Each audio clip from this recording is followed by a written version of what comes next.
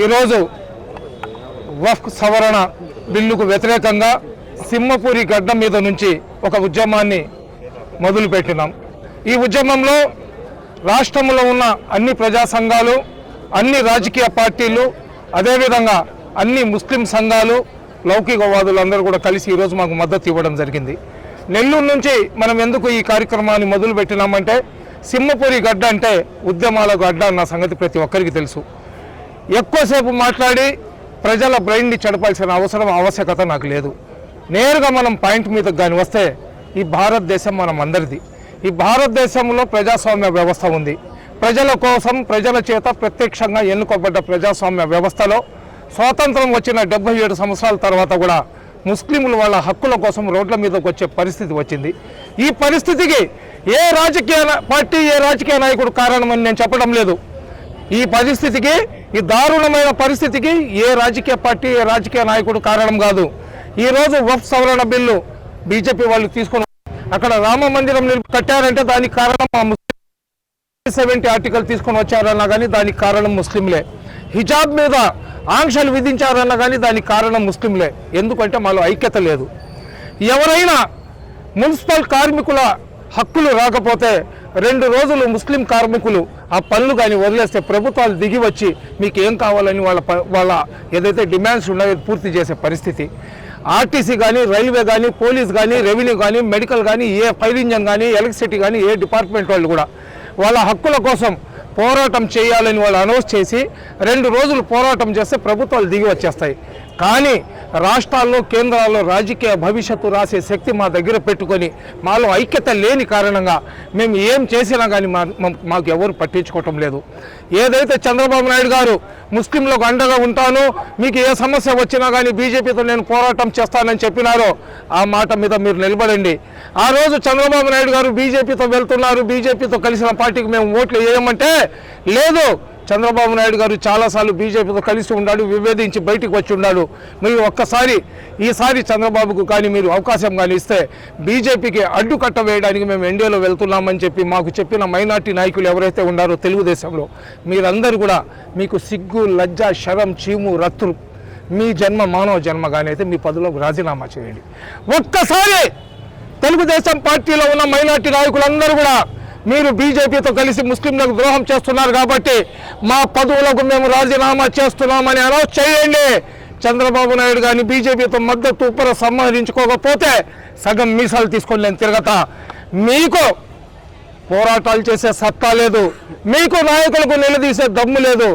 మీరు చేతగాని మాటలు మాట్లాడి ముస్లింలకు ద్రోహం చేసిన మైనార్టీ నాయకులారా, ఎవరైతే తెలుగుదేశం పార్టీలో ఉన్న మైనార్టీ నాయకులందరూ ఉన్నారో, మీకు కానీ చీము రక్తం కానీ ఉంటే తెలుగుదేశం పార్టీకి మీ పదవులకు రాజీనామా చేయండి.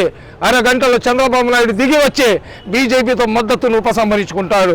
అదేవిధంగా వైఎస్ఆర్సీపీ పార్టీలో ఉన్న మైనార్టీ నాయకులకు చెప్తున్నా, అన్ని రాజకీయ పార్టీలో ఉన్న మైనార్టీ నాయకులకు చెప్తున్నా, ఒక్క ఆర్టీసీ ఎంప్లాయీకి అన్యాయం జరిగితే బస్సులన్నీ ఆర్టీసీ వాళ్ళు ఆపేస్తే ప్రభుత్వాలు కిందకి దిగి వస్తాయి.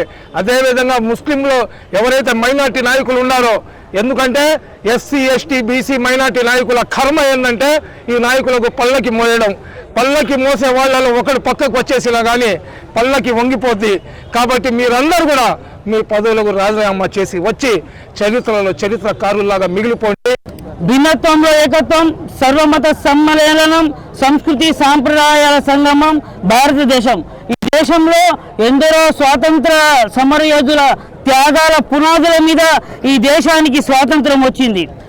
స్వాతంత్రం వచ్చి పట్టుమంటూ 80 సంవత్సరాలు పూర్తి కాకుండానే ఓవైపు భారతీయ జనతా పార్టీ యొక్క అసమర్థ పరిపాలన వల్ల ఈరోజు దేశంలో పేదరికం పెరిగింది, నిరుద్యోగం పెరిగింది, ఆర్థిక మాన్యం దెబ్బతినింది, మహిళల మీద దాడులు పెరిగాయి. దాన్ని అభివృద్ధి పదంలో తీసుకొని వెళ్లాల్సినటువంటి భారతీయ జనతా పార్టీ ప్రభుత్వం కులాల కుంపట్లలో, మతాల మంటల్లో చలి కాచుకుంటూ కేవలం ముస్లింలను టార్గెట్ చేస్తూ మత ప్రాతిపదికన వక్ఫ్ సవరణ చట్టాన్ని తేవడం ఎంతవరకు సమంజసమని నేను ఈరోజు ప్రశ్నిస్తున్నా.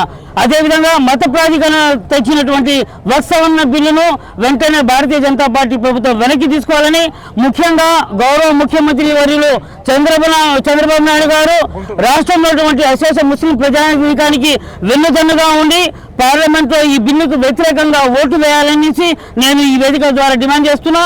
వక్ఫ్ బోర్డు సవరణ చట్టంతో పోలుస్తూ వాళ్ళ ముస్లిం సామాజిక వర్గాన్ని ఒక కుట్ర కోణంలో భాగంగా తీసుకొచ్చినటువంటి ఈ ఏదైతే వక్ఫ్ బోర్డు సవరణ చట్ట బిల్లు ఉందో దాన్ని తక్షణమే ఉపసంహరించుకోవాలని చెప్పేసి ముస్లిం ఐక్య వేదిక ద్వారా డిమాండ్ చేస్తా ఉన్నాం. ఇవాళ వక్ఫ్ బోర్డు సవరణ చట్టం బిల్లు ఒక జేపీసీ కమిటీ కార్యయాపన కమిటీతో తీసుకొచ్చి ఇవాళ ముస్లిం సామాజిక వర్గాన్ని సంప్రదించకుండా వారి ఇష్టానుసారంగా జేపీసీ కమిటీ నడుచుకుందిలే కానీ మరి ఏ ఒక్క ముస్లిం సామాజిక వర్గాన్ని సమర్థించకుండా ఇవాళ బిల్లు ప్రవేశపెట్టే విధంగా వ్యవహరించడం ఎంతవరకు సబబు అని చెప్పేసి తక్షణమే వక్ఫ్ బోర్డు సవరణ చట్ట బిల్లును ఉపసంహరించుకోవాలని చెప్పేసి ముస్లిం ఐక్య వేదిక ద్వారా డిమాండ్ చేస్తా ఉన్నాం. ముస్లింలకు ఆ బిల్లుకి మనకు వక్ఫ్ బోర్డు బిల్లుకు వ్యతిరేకంగా జీపీఎస్ చేసి కాలయాపనం చేసి ఈరోజు పార్లమెంట్లో దీన్ని వాళ్ళు ఏదో సాధించామని మన భారతదేశంలో పెట్రోల్ డీజిల్ పెరిగిపోయి అందరూ చచ్చిపోతున్నారు, అన్ని ఇది అయిపోతున్నారు. అది పట్టించుకోకుండా నిరుద్యోగంతో ముస్లింలకు సంబంధించిన ఇదే మీకు అవసరం ఉందా? మీకు పనిపాట ఏం లేదా? ముస్లింలు ఒక్కరే కనబడుతున్నారా అని మేము డిమాండ్ చేస్తున్నాం. ఈరోజు చంద్రబాబు నాయుడు గారికి, నితీష్ కుమార్ గారికి మీ ఇద్దరిని మేము డిమాండ్ చేస్తున్నాం. అయ్యా, మీ ఇద్దరి ఆధ్వర్యంలో ముస్లింల భవిష్యత్తు ఉంది. ఆ బిల్లుని కానీ మీరు ఆపగలిగితే మీరు మా గుండెల్లో చచ్చిపోయేదాకా మీరే ఉంటారు. మీరు మళ్ళీ సీఎం కావాలంటే మా ఆ బిల్లుని చంద్రబాబు నాయుడు గారు నెల్లూరులో కోటమిర్ల షాది మంజిల్లో చెప్పారు, నేను ఉన్నాను, మీకు ఏం ఆఫత్ వచ్చినా ఏం బీజేపీ వ్యతిరేకం చేసినా నేను కాపాడుతానని చెప్పి ఈరోజు పార్లమెంటు బిల్ పెడితే ఇంతవరకు మీరు మాట్లాడడం లేదు. ఎందుకు మాట్లాడడం లేదు?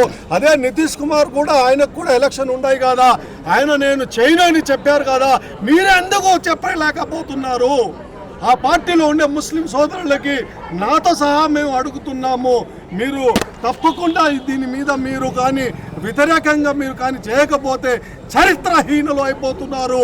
మీకు వ్యతిరేకంగా మేము పోరాడాల్సి వస్తుంది అని మీకు దయచేసి ఈ మన ముస్లిం ఐక్యవేత్త సమీప ఆధ్వర్యంలో మనం అందరం డిమాండ్ చేస్తున్నాం.